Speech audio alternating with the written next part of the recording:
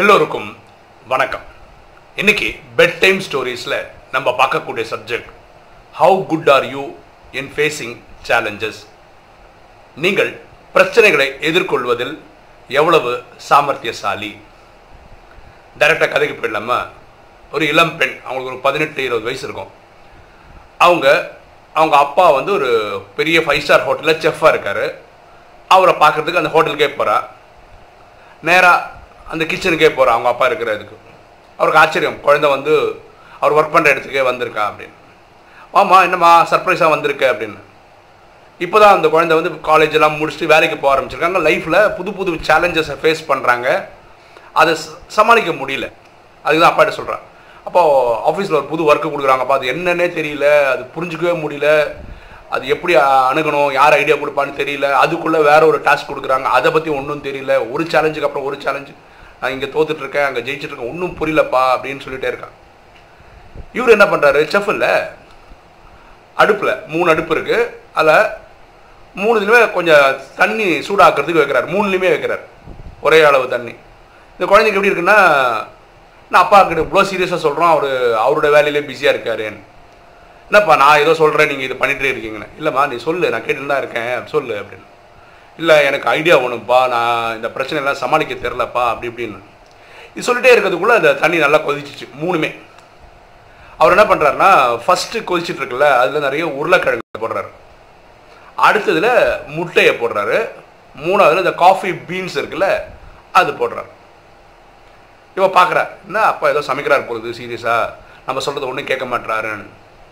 அப்புறம் எப்படிம்மா போகுது காலேஜு, எப்படி போயிட்டு வர, இந்த கதையெல்லாம் இவர் கேட்குறாரு.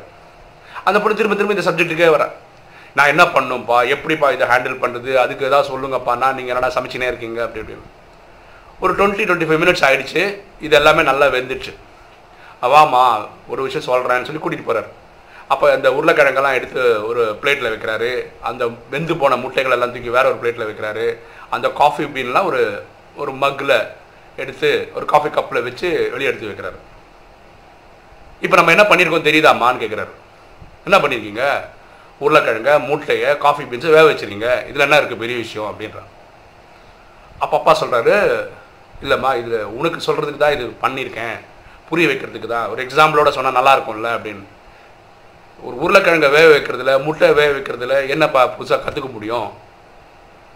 அவங்க அப்பா சொல்கிறார், இந்த உருளைக்கிழங்கு இருக்குல்லம்மா, பொதுவாக உருளைக்கிழங்கு எப்படி இருக்கும், ஹார்டாக இருக்கும் இல்லையா, ரஃப்பாக இருக்கும், ஷேப்லாம் வித்தியாசமாக இருக்கும், கரடு முரடாக இருக்கும், அது கரெக்டாக அப்படி தான் இருக்கும் இல்லையா, பல்லசாலி மாதிரி தெரியும்.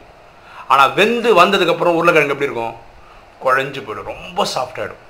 அதாவது பலசாலின்னு நினைக்கிறோம், வெளியே வரும்போது சாஃப்ட் ஆகிடுது. கரெக்டாக சில பிரச்சனைகள் நம்ம ஃபேஸ் பண்ணும்போது நம்ம நினைக்கிறோம் நம்ம அப்படி இப்படின்னு, அந்த பிரச்சனை முடிஞ்சது கூட நம்ம அப்படியே துவண்டு போயிடுறோம். உருளைக்கிழங்கு மாதிரி இந்த முட்டை அந்த அந்த ஓடு இருக்குல்ல, அது ரொம்ப தின்னாக தான் இருக்கும், ரொம்ப பெரிய ரொம்ப திக்கான இது கிடையாது முட்டைக்கு. சும்மா ஆட்டி பார்த்தீங்கன்னு வச்சுக்கோங்க, உள்ளுக்குள்ள அந்த லிக்விட் இருக்கிறது தெரியும், ஃபீல் அது பண்ணும். அப்போது அந்த முட்டை வேவிக்கும் போது என்ன ஆகுது, கடைசியாக வெந்து வந்ததுக்கப்புறம் அந்த ஓடை எடுத்திங்கன்னா உள்ளுக்குள்ள அது கல் மாதிரி ஆகிடுது. ஆக்சுவலாக அது நம்ம என்ன நினைக்கிறோம், உள்ளுக்குள்ள ஒன்றுமே இல்லை, லிக்விட் மாதிரி இருக்குது, அது ஒன்றுமே தாங்காது. பார்த்தா அது ஆக்சுவலாக ரொம்ப திக்காக இருக்கும், முட்டை மாதிரி, உருளைக்கிழங்கு மாதிரி இல்லை, உருளைக்கிழங்கு ஒன்றுமே இல்லாமல் அப்படி ஸ்பாஞ்சு மாதிரி ஆகிடுது. இது பார்த்தீங்கன்னா ரிஜிட் ஆகிடுது.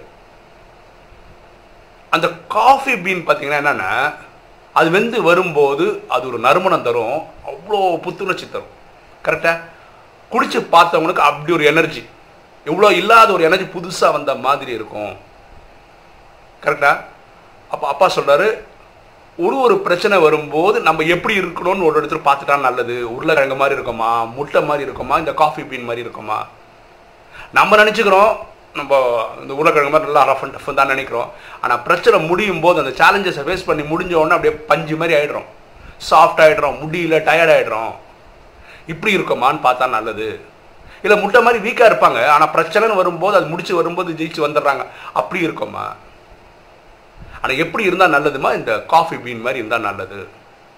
அந்த ஃபுல் ப்ராசஸ்லையுமே அது என்னது, நறுமணம் கொடுத்துட்டே இருக்குது. நம்மளும் அப்படியே ஊக்க உற்சாகத்தோடு இருக்கணும், நம்மளை சுற்றி இருக்கவங்களுக்கும் ஊக்க உற்சாகம் கொடுத்துட்ருக்கணும். கரெக்டாக ஒரு காஃபி ஒரு 10 பேருக்கு சர்வ் பண்ணுங்க, 10 பேருமே எனர்ஜைஸ்ட் ஆகிடுவாங்க. கரெக்டாக ஏன்னா அந்த நறுமணம் அப்படி, அது குடித்த உடனே அவனுக்கு உள்ளுக்குள்ளே நடக்கக்கூடிய பயாலஜிக்கல் சேஞ்ச் அப்படி நறுமணமாக இருப்போம். என்ன நடக்கும்னு தெரியாது. ஏன்னா சேலஞ்சஸ்ன்றது ஒவ்வொருத்தருக்கும் புதுசு தான். அதாவது ஜெயிப்போமா தோப்போமா எப்படிப்பட்ட அனுபவங்கள் வரப்போகுதுன்னு முன்னாடியே தெரியாது. அதான் சேலஞ்சுன்னு சொல்கிறோம். ஆனால் இந்த ஆட்டிடியூடு வச்சுக்கலாம் இல்லைம்மா. அதாவது நான் எப்பவுமே உற்சாகமாக இருப்பேன், அடுத்தவங்களுக்கு ஊக்க உற்சாகம் தருவேன். இந்த ஆட்டிடியூடோட எந்த ஒரு பிரச்சனையும் அணுகலாம் இல்லை. அப்போ காஃபி பீன் மாதிரி இருந்தால் நல்லா இருக்கும் இல்லைம்மா. அப்படி நீ ட்ரை பண்ணணும். இப்படி பண்ணால் உன் வாழ்க்கை சுவாரஸ்யமாக இருக்கும். எந்த ஒரு பிரச்சனை வந்தாலோ சேலஞ்சஸ் வந்தாலும் நீ துவண்டு போக மாட்ட. இது சொல்கிறதுக்கு தான் இந்த தண்ணியெல்லாம் பாரு. இந்த தண்ணி எல்லாமே ஒரே அளவு தண்ணி தான் வச்சேன், எல்லாமே ஒரே அளவு தான் தண்ணியை சூடாக்கிற டைம் கொடுத்தேன். ஆனால் அதில் போட்ட விஷயங்கள் வேறு வேறு. ஒன்று உருளைக்கிழங்கு, ஒன்று காஃபி பீனு, ஒன்று அடுத்த ஒரு பொருள் போட்டிருக்கோம், 3 பொருள் போட்டிருக்கோம், முட்டை போட்டிருக்கோம். இப்போ இதை வச்சுட்டு அதில் அவுட்கம் பார்த்தீங்கன்னா ஒவ்வொரு மாதிரி வந்திருக்கு. ஸோ நம்ம மனநிலை, நம்ம ஆட்டிடியூட் எந்த ஒரு பிரச்சனையை ஃபேஸ் பண்ணும்போது ஊக்க உற்சாகத்தோடு இருக்கணும். அடுத்தவங்களுக்கும் ஊக்க உற்சாகம் கொடுக்குற மாதிரி இருந்தால் நல்லாயிருக்கும். அப்போ காஃபி பீன் மாதிரி இருந்தால் நல்லாயிருக்கும்மா. இது புரிய வைக்கிறது தான் இதெல்லாம் சொல்கிறேன் அப்படின்னு அவங்க அப்பா சொல்கிறார். இந்த பொண்ணுக்கு ஒரு கிளாரிட்டி கிடைக்குது. ரைட்டு, நம்ம இப்படி தான் இருக்கணும் அப்படின்னு. ஓகே, உங்களுக்கு இன்றைக்கி ஒரு தகவல் சொல்லணும்னு நினைக்கிறேன். நம்ம பாடி சென்டரில் ஒரு ஸ்டூடெண்ட் இருக்கார். அவர் பேர் கணேஷ் குமார்னு பேர். அவர் குளோபல் ஸ்கூல் ஆஃப் யோகா அப்படின்னு ஒரு ஹடயோகா ஸ்கூல் நடத்துகிறார். அவர் வரக்கூடிய 27ஆம் தேதி ஜனவரி 27, அது ஞாயிற்றுக்கிழமை வருது. அங்கே யோகா ஃபெஸ்டிவல் 2019 அப்படின்னு ஒரு நிகழ்ச்சி நடத்துகிறார். வருஷம் பண்ணுறாரு அவர்.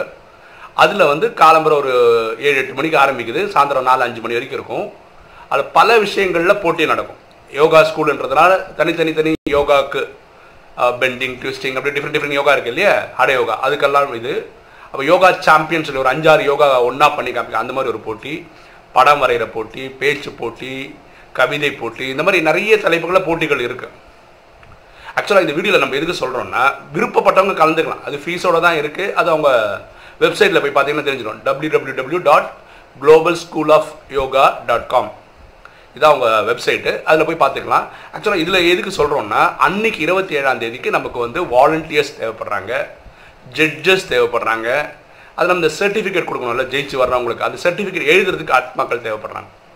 ஸோ அன்றைக்கி போகிறவங்களுக்கு காலம்பர டிஃபனு, மத்தியானம் லஞ்சு, அப்புறம் காலம்பர சாயந்தரம் டீ, ஸ்நாக்ஸு இதெல்லாம் கொடுப்பாங்க. அது இல்லாமல் ஒரு நாளுக்கு ஒரு ஊதியம் தருவாங்க, ஒரு ஃபீஸ் ஒன்று தருவாங்க. ஸோ 10-20 பேர் தேவைப்படுது. யாராவது நான் இந்த நம்பர் தரேன் பாருங்களேன், அந்த குளோபல் ஸ்கூல் ஆஃப் யோகாவோட நம்பர் தரேன். நீங்கள் ஃபோன் பண்ணி, இது எங்கே நடக்குதுன்னா பாடியில் சிவன் கோயில் பக்கத்தில் ஒரு கல்யாண மண்டபத்தில் நடக்குது. 27ஆம் தேதி ஜனவரி 2019 ஞாயிற்றுக்கிழமை வருது. காலம்பர ஒரு 8 மணிலேருந்து சாயந்தரம் 4-5 மணி வரைக்கும் இருக்கும். விருப்பப்பட்டவங்க கலந்துக்கணும் அப்படின்றதுக்காக தான் இந்த வீடியோவில் சொல்கிறோம். ஓகே, இன்றைக்கி கதையில் என்ன புரிஞ்சுக்கிட்டோம்? ஒரு பிரச்சனையை சமாளிக்கிறதுல நம்மளுடைய ஆட்டிடியூட் எப்படி இருக்கணும் அப்படின்னு பார்த்தோம். இப்போ நீங்களே சொல்லுங்களேன் கமெண்ட்ஸில், நீங்கள் ஒரு பிரச்சனை வந்தால் உருளைக்கிழங்கு மாதிரி இருக்கீங்களா, இல்லை இந்த முட்டை மாதிரி இருக்கீங்களா, இல்லை இந்த காஃபி பீன் எப்படி ஊக்க உற்சாகம் தரும், தானும் உற்சாகத்தோடு இருந்து அடுத்தவங்களுக்கு கொடுப்பா, அந்த மாதிரி இருப்பீங்களா அப்படின்னு சொன்னீங்கன்னா தெரிஞ்சுக்கிறதுக்கு சந்தோஷமாக இருக்கும். ஓகே, இன்றைக்கி வீடியோ உங்களுக்கு பிடிச்சிருக்குன்னு நினைக்கிறேன். பிடிச்சிருங்க லைக் பண்ணுங்கள், சப்ஸ்கிரைப் பண்ணுங்கள், ஃப்ரெண்ட்ஸுக்கு சொல்லுங்கள், ஷேர் பண்ணுங்கள், கமெண்ட்ஸ் போடுங்கள். தேங்க்யூ.